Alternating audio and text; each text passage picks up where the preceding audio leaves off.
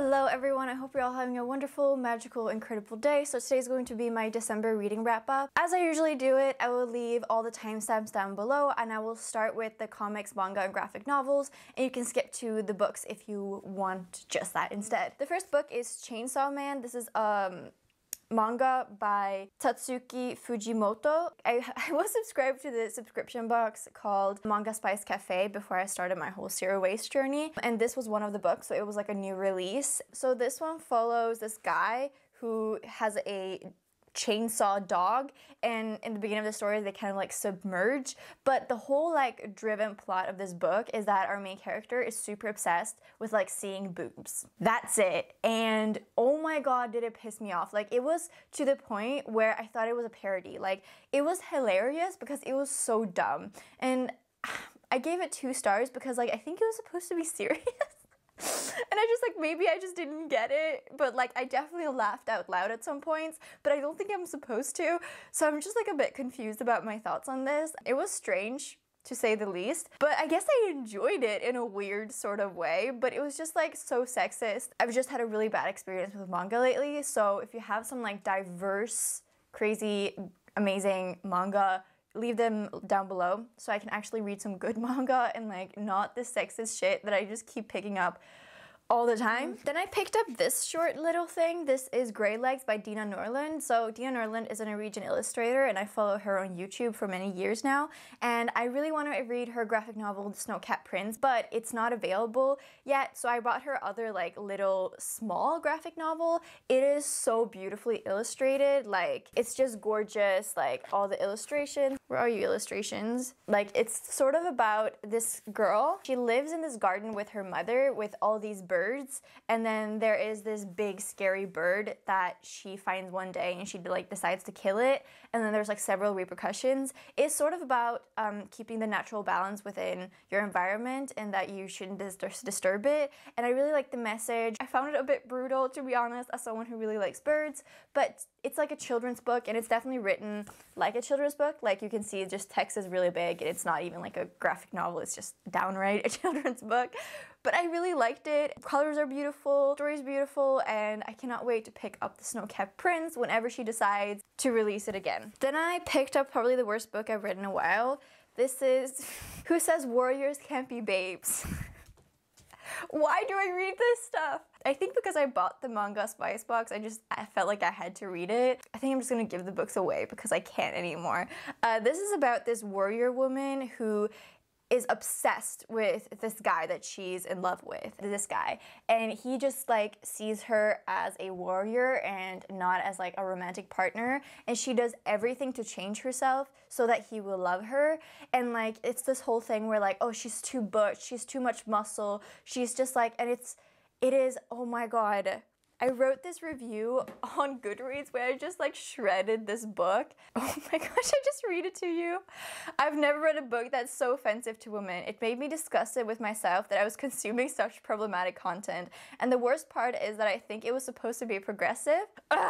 Or warrior woman only validates herself according to if her crush likes her and is constantly attempting to make herself fragile and less than him so that she is worthy. She doesn't care about anything else, and on top of this, her character and illustration is extremely sexualized, and the clothing and positions she is shown in is so inappropriate. She's never girly enough just because she has muscles, which, by the way, the drawing doesn't show at all. Like, does this woman look like she's super muscly? No. And even in the illustrations, like, she's not like big at all, and she's constantly in this like lingerie clothing. She's like this moment where she's on the bed, and it's just like look at these illustrations. Like, I did not sign up for that shit. And like, no one does this. Like, she's just standing in one picture and it like literally looks like she's like squeezing her boobs together. And I just like, I was so pissed, and there's more. She still looks like a hypersexualized female body. Still, everyone thinks she's a male because she's strong, although she walks around in a bikini all the time. I honestly can't with this. It was so problematic, I can't even, and I think the point of the series is going to be the fact that she ends up like realizing that there's nothing wrong with her and like this guy's just not interested and like she should care about other stuff. But because this is a first novel, there was like no redeeming qualities. There was no like self-reflection. Like, she's just a mindless, like dumb blob that just oh my god, sorry, I need to move on. Like, it just aggravates me, this book. Okay, then I read, actually, on a positive note, a better graphic novel. This is Making Friends by Kristen Gudsnuck. I really enjoyed this. The illustrations and the font and everything is super cute. So her aunt dies. She finds this book in the attic with her old like aunt stuff, and everything she draws in it becomes real. So the first thing she draws is a fan art of one of her favorite like villain characters, but just the head, and the head comes alive. And it's so funny. So it pops out of the painting or like the book, and that's like one part of it. And the other part is that she's super lonely. She wants to be popular. She wants to have friends, and she draws herself a friend to make herself feel better. It has like a really fun fan fiction element. It has a fun like superpower element. I love the slight magical realism. I love the young adult element, the drawings. I really like this. I think I at least gave it 4 stars. It was really cute. I really enjoyed it. This is the art. Like, she thinks she doesn't have any friends, but that's not real. Like, she does have friends, and she just for some reason can't see it. So I really adored this. I also included it in like, if you like this book, read this graphic novel video. I'm really proud of the video, but like no one watched it. I'm like, I don't get it. It's a really good video, okay? I had fun with it, and this is like, if you like radio silence, I think you like this one. Then I picked up Aquacorn Cove by Katie O'Neill. This is such a beautiful story. It has like, I don't like the word aesthetic because I think it's disgusting, but this book has like a great aesthetic, and I think Katie O'Neill like really has this image style where if it was a movie, you could see it being played out. Like, she draws all the shots sort of like if it was filmed. So there, like for example, this page, there's only one speech bubble, and so a lot of the pages are illustrated like that. Like this one, it's just like the drawings, and I really like it. It's such a simple, and she doesn't use any like fine liners, which most illustrators do. So I really like this. It's about this girl who comes home to her mom's home village. Her mom is dead, but she's there to help her aunt because the village has had a storm, and it lives by the seaside. And there's also about these creatures in the ocean who try to tell the people on land that like you're destroying the ocean. So it's about water pollution, overfishing, oil, destroying of coral reef. It has like the little magical element because of the sea creatures in the ocean, and she finds this like little like these seahorse like unicorn animals. I don't know, that's so cute. I really liked this. I think I gave it 5 stars. I was considering putting it in my favorites of the year, but just because Katie O'Neill's like a new favorite illustrator. But this is just typically not what I like in a comic book. Like, I like these type of comic books more, which doesn't take away from this one, obviously. But I really like it, and I highly recommend it. And if you're interested in like a light, fun version of climate change, I recommend this one. Light, fun version of climate change. Okay, Wilma. Then I read something that really surprised me. I do not know, no clue where I got this recommendation from. I feel like it was one of those like Goodreads sidebar where they're like, I am so sorry about this late, but like, this is what we're doing. I'm going to Gothenburg in like 1 hour, so you know, we need to film when we need to film. No idea where I got this recommendation, but like, I ended up loving it. This is Zodiac Star Force by the Power of Astra. So I guess I was really into She-Ra, and I was trying to find the She-Ra comic, and then for some reason this popped up on Goodreads as a recommendation for the She-Ra comic. I still haven't got my hands on the She-Ra comic. This was great. So it's about all these girls who had this friend group, and they sort of like split up for a while. They have been given these like magical zodiac powers by Astra, who's this like zodiac goddess, and they all have like powers that correlate with their zodiac sign, and they're called like Pisces and Gemini. And it is so fun. The only critique I have in there is like, why isn't Capricorn a sign? Why is there no person with Capricorn? Upset, honestly. But it was just such a fun ride. Like, I had a fun time with this. I think it was just really well done, to be honest. And in the back, the authors and the illustrators talk about like their character design, and it seems like this book has had like a lot of stages of finally getting to the final outcome, which I think is why it's so like perfected. And then I also saw in the end that Noelle Stevenson has drawn one of the cover arts for this comic, which I thought was a really fun element. There's a sapphic romance in here. Also, something I really liked about this is that there's a lot of pre-plot storyline that isn't in the book, and so when the book starts, there's already drama going on, and I like that. Like, not instead of just having the storyline start where we start, we know that there's been drama before, which I just enjoyed. It felt like really refreshing. Sorry, plant. Then I have one of my new favorite comics of the year of all time. I don't know how this happened. This is Family Tree by Jeff Lemire. So I read the first one recommended to me by mytbr.co, and I didn't enjoy that much, probably because I was like expecting a lot, but it's so good. It's so good. So it's about this family where this little girl, she slowly starts to turn into a tree. Her mother freaks out and does whatever she can to get help. At the same time, there's someone trying to capture this girl and kill her because she's dangerous. So it's like a very short comic, and I'm just like, it's such a page turner. Like when I started this, I could not stop. And there's like so much potential, and the storyline is so epic. And there was also like flash forwards in the future of what happens and what the world looks like, and I'm like, wow, that's amazing. And they're so short and quick and super addicting. And there's only been 2 released now, so this was released this month, I think, or last month. So like they're coming out, I guess, every half year or something like that. But I just can't wait for the series to continue. And honestly, I recommend hopping on it because I think this is gonna be like the new, I don't know, Paper Girls or something. Like, I think it's gonna be big if I get to predict. So those are all the graphic stuff that I read, and let's hop into the books. The first book that I listened to was Oathbringer. I finished it this month, and it's a reread. I don't want to talk too much about it. It's still my 3rd favorite book of the Stormlight Archives. I enjoyed it.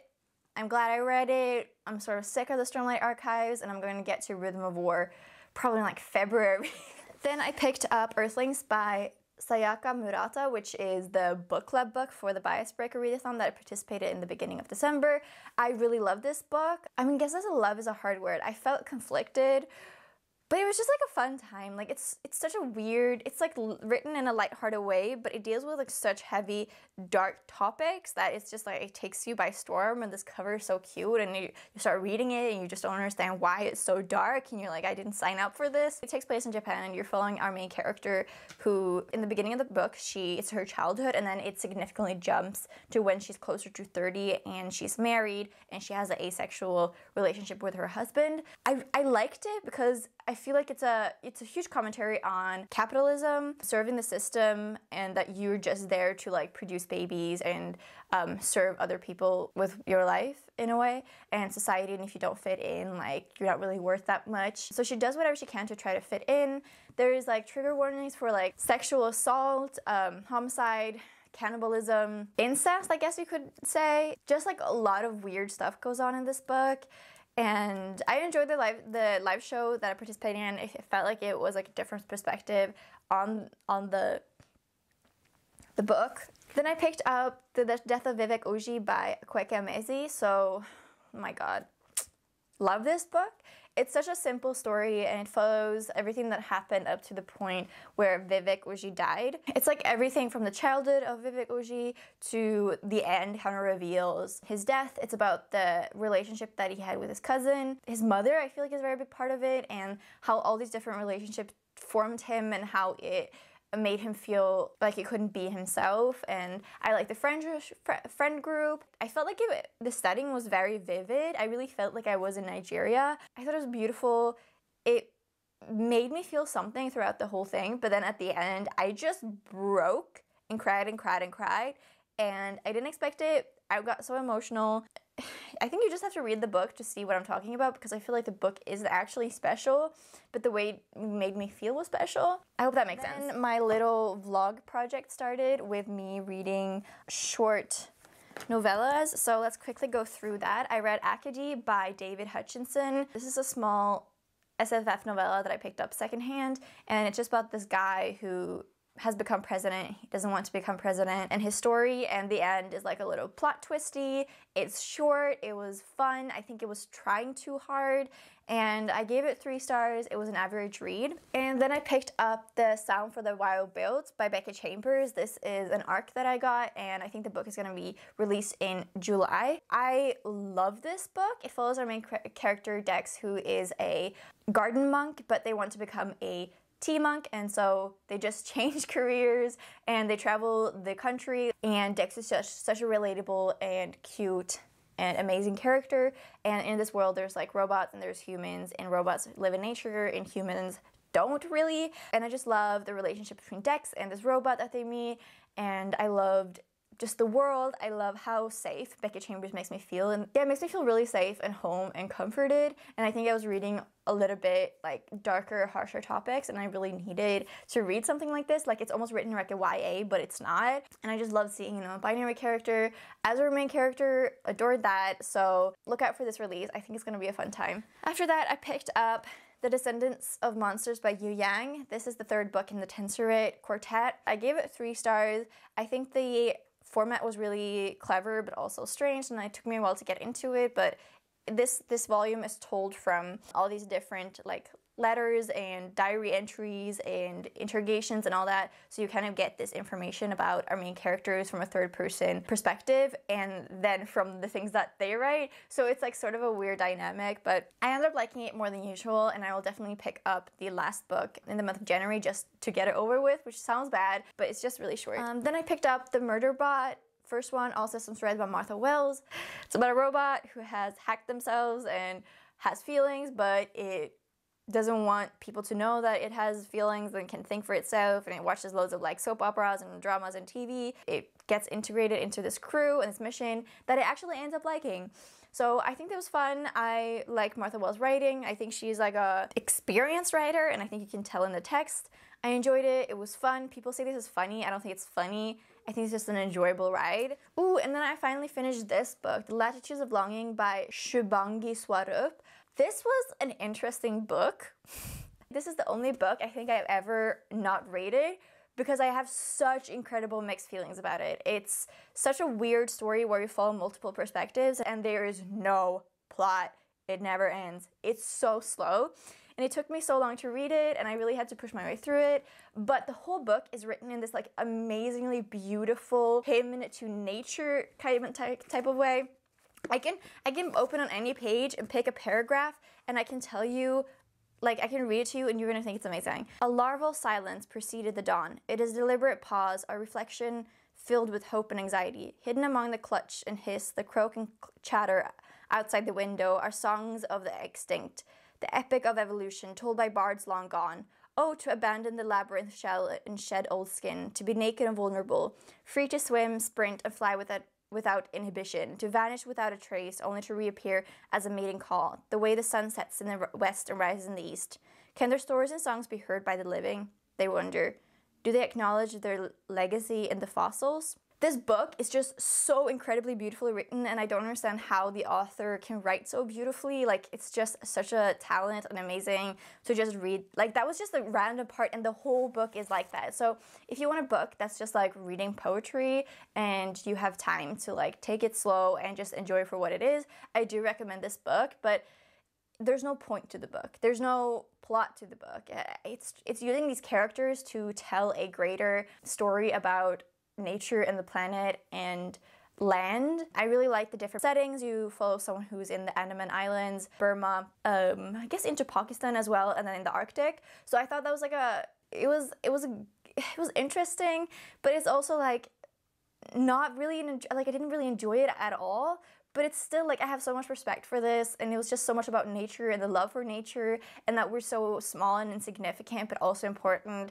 And it's such a weird book. Like, I didn't like it, but also like I loved it. I wouldn't recommend. I mean, would I recommend it though? If for the right reader, I think someone could love this. You know. Then I read this. This is Queering Sami. It's a nonfiction written by a Swedish author, and it's like a collection of memoirs, I guess you could say, interviews that she's had with all these different queer Sami. So it was so interesting to see the intersection between Sami, the indigenous people north in Norway, Sweden, and Finland. I am 1/8 Sami, so like it was such a weird thing to see the perspectives of like, this could have been my life if my grandma made a different choice, or my dad made a different choice. And it was just really interesting to see how these perspectives, they had so much in common, and they all really struggled with their queer identity in the Sami community, because the Sami community has been threatened so much and like colonized by the rest of Norway or Sweden and Finland, really been seen as like these objects to study, just like all indigenous people around the world. And so they've been trying to hold so close to their Sami identity, and they feel like queer and stuff, there's no room for that because then you're like giving up or letting go of, it's not part of the Sami identity, and then it's like, it's such a weird balance. A lot of Sami languages, there aren't even any word for like gay or queer and stuff. Like, it's just very hushed down. But I really enjoyed it. I think the first bit, I found it more interesting than last, because even though the perspectives are different and they have different experiences, it does become kind of repetitive. But I just really liked it, and it was a fun experience to read something in Swedish. So maybe I'll finally pick up some Swedish books that I've been intimidated by. I don't want to get too passionate in this video. This is Corona, Climate and Chronic Emergency, War, Communism in the 21st Century by Andreas Malm. So this is a Swedish author, but it was written in April, published in September, right after COVID. So it talks about Corona and how it's connected to climate change and how it has everything to do with each other. And he basically goes on in the end about how this is how you can like fix climate change, and your state and your society, our society has all the capabilities of doing it. It's not some weird like problem that we can't comprehend. We have the capability of fixing it. Our governments have the capabilities to fixing it. He talks about how deforestation is directly linked to Corona. My battery died, so this is all probably different now. But let's continue to, where's the book? Corona. It just says that basically COVID in animals feels threatened when the animals are threatened and feel stressed, and COVID becomes more aggressive. So I love this book, not because I agree with everything that's said in the book. There are some really rash and harsh choices and statements that are made in this book, but I feel like everyone just needs to read this book just so you can open your mind and start thinking about these things. I mean, a lot of you maybe are, but this just has some like concrete facts. And I got really like passionate and aggravated and excited when I read this book. And it just pisses me off when people say, I can't wait for things to go back to normal. I hope 2020 is a better year, or I don't know, the fuck.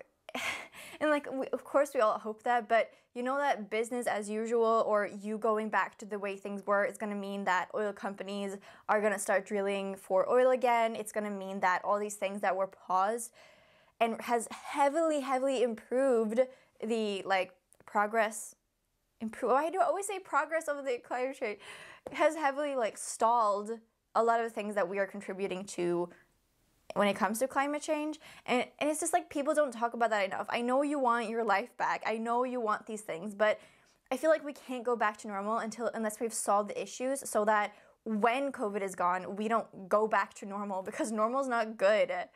That's what landed us in this place. So, I will talk more about it some other time because there's a lot to unpack there, but I just really liked it. Then I picked up Interior Chinatown by Charles Yu. This is, I read Charles Yu's first book called How to Survive in a Science Fictional Universe, which I just picked up on a whim. And then this has gotten quite a lot of attention. I didn't know he was so esteemed. So this whole book is written in play format, which can be quite shocking in the beginning, I think, but I thought it was really clever. So you're following this guy who lives in Chinatown, and he works as an actor on a cop show, and he's always just cast as the generic Asian guy. It's supposed to be funny, but I just found it too sad to be funny. Like, the humor is really dark, and it just talks about being an Asian immigrant in America. Our main character, he just wants to be Kung Fu guy. That's like the top thing, that's the best thing you can become if you are an immigrant and an actor. And it's just, it's really interesting. He talks about minorities, it talks about race, it talks about racism, it talks about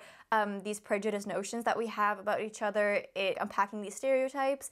It's funny and it's bizarre, and it's also really good, and the commentary is amazing. The ending was great. I really liked it. I gave it 4 stars. Fun read, but also like quite sad because it's like real, but also funny because it's like a bit bizarre. Then I picked up Loveless by Alice Osman. I have a whole review for this, so click in the cards if you're interested in that. I enjoyed this book. I listened to the audiobook, and I think the audiobook is phenomenal. So this is basically following Georgia as she is going to uni with her 2 best friends. She's trying to figure out her sexuality. It has a lot of Ace Arrow rep. That's what the book is about. I feel like it has a lot of great commentary. I don't really want to talk more about it because I go quite in depth about my feelings in that book, but I liked it. It was okay.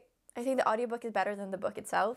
Then I want to unpack these books. This is Bubblegum by Adam Levine.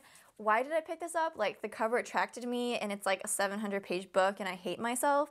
And like, what have I learned about myself from this book? I need to stop picking up white cis het men's authors' books, because this is a alternate reality sci-fi following our main character, Belt Magnet, who has psychotic disorder, I think. He talks to inanimate objects, and in this alternate world, basically, instead of the internet ever being invented, we have these, and your flesh and bone robot best friend or something, objects called curio, and they're like these tiny small, like basically animals. They look like hybrid between monkeys and humans, and they're supposed to be super cute, and people basically abuse them just because they're technology. They're a robot, but they have feelings, they eat, they poop. They're basically fucking animals, but they're engineered to be like that.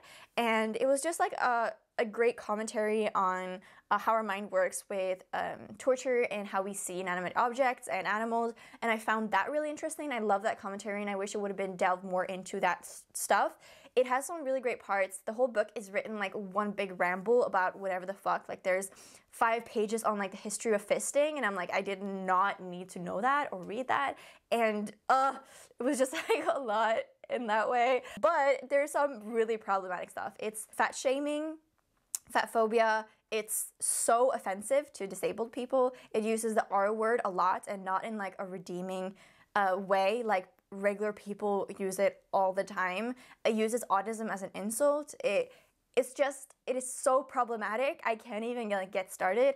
And like, it's so offensive to intersex people, because there's an intersex person here who is like hypersexualized, and like that rep can just be, it was just badly done because it wasn't redeeming. And I understand like some people, like intersex people, are very sexual, but like the fact that she was like loving being this like sex object, and she was talking a lot about her genitalia, and I was just like, this is so, it's like, because this book was written, it's like this middle-aged man writing to other middle-aged men, and if you're a middle-aged white cis het man, and you're writing to your own audience, I feel like you have a huge responsibility to all the things you're talking about. You have to be nuanced, because this is a group of people who just see these things and don't always reflect on people using the R word or the intersex rep, because they don't have enough experience to critically think about how these things are done.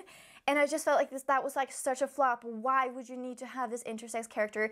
And on top of that, this intersex character like basically fucking hates trans people and shames them for not conforming to like gender norms, and therefore they're ugly. And I felt so personally attacked. Like, I could cry about how offended I was in this book. It is just so badly done, like all these things. It is so offensive to so many people, and I just don't recommend it for that. And it's so disappointing, because this book has a lot of potential in like the, it's quite funny. I love the stuff that he's talking, when he's talking to inanimate objects, but I think that could have been like a superpower instead of him having a psychotic disorder, because I don't know how well that was done, and I don't know the author's experience with that. Also, it's written like a memoir, which is just a weird experience in itself, and I just like, it's just so offensive, and I just, like, if this book would have just like talked about those topics, like it would have been okay, you know? But they're just thrown out like these slurs, and like, it's offensive to everyone, and just don't read it. It's like 700 pages, and I can't believe I got through it in a week. Okay, we have 2 more books to talk about. I'll end it on a positive note. Should I do that? Yeah, we'll end on a positive note. So this is The Midwich Cuckoos by John Wyndham. I gave this book 1 star, because I wasn't invested in it at all. It basically is a not really dystopian. There's this little town called Midwich where one night everyone falls unconscious, and when they wake up, all the women in the town are basically pregnant. And this whole book is about pretty much written through dialogues that people have, and it's just these like men deciding what to do with women's bodies. Like, where are the women perspective in this book? Where are like the discussions on what they want with their bodies? And I felt like that was just like made me uncomfortable. Like, it was just sexist and invalidating on like a different level than just demeaning to women. So like, I didn't like it. I wasn't so invested in it. I kind of just rushed through it to get it over with, which is just something I'm gonna stop doing in the new year. I will not read books that I don't think is gonna become 5 stars. Like, why would you, you know? But I keep doing it, and I'm so angry at myself. And so we'll end it on a happy note. This is Braiding Sweetgrass by Robin Wall Kimmer. So Robin is an indigenous woman. This book was so incredibly beautiful. I actually listened to all of it on audiobook, but I just had to get a copy. I will definitely be reading this. I feel like this was so healing, and I cried because of the so many beautiful things that she said in this book. It is a memoir. Oh my god, I'm so scattered. You follow Kimmer's life. She starts every chapter with telling about his plant. She's a herbologist. Is that how you say it? Botanist? She's a botanist, I think. So she's a scientist, and she talks a lot about the connection between the science and the... Oh my god, I'm just explaining this book so badly. Perpetual pages explain this book so beautifully, and I just cannot live up to like their explanation. But I'll link their video down below if you'd rather hear from someone who talks better about it. But I wish everyone would read this book. It talks about indigenous wisdom and healing our connection to the land. And it has so much to do with like climate change, and I think even consumerism and reciprocity, and I just found it so beautiful and necessary, and I literally wish everyone could read this book because it's just so gorgeous, and I was crying because the concepts she talks about are so beautiful, and like I just want to use this as a guidebook. Oh, okay, now I remember what I was gonna say. She's a botanist, and she talks first about a plant or a species of the plant, and she talks about what it's called in Latin and just like about the plant, and then she goes on to talk about what we can learn from this plant and her own story with this plant, and I thought that was so beautiful. And I loved so many things about this, like how she talks about living things as being people, like tree people, and how we've lost so much of this like sacred connection. And it's so weird because it's like we don't need to like reinvent the wheel when it comes to climate change, like because all the knowledge and everything already exists. This is like just healing for the soul to hear, to confirm, to remind yourself. One thing that I really stuck with me that I really felt was great was like, we say like Mother Earth, and the earth is like our mother. And she asked this question to people she knows: do you feel like the earth loves you? And I thought that was so beautiful, because if you think that or feel like the earth loves you, then how can you possibly hurt something that loves you? You know? Like if you would never hurt someone that loves you. And I just thought it was so beautiful, and there's so many beautiful things. Like it's just filled with all these like great reflections. Loved it. It made me super emotional. Adored it. Whew. So thank you guys so much for watching this video. I enjoyed talking about all the books that I read this month. I hope you guys enjoyed this video too. Tell me some great books that you've recently read, or any reading plans for January that you have. Thank you for watching. I'll talk to you guys soon. Like, subscribe, follow me on Goodreads and Storygraph, which I will link down below if you want to talk about books there, and I'll see you guys soon. Bye!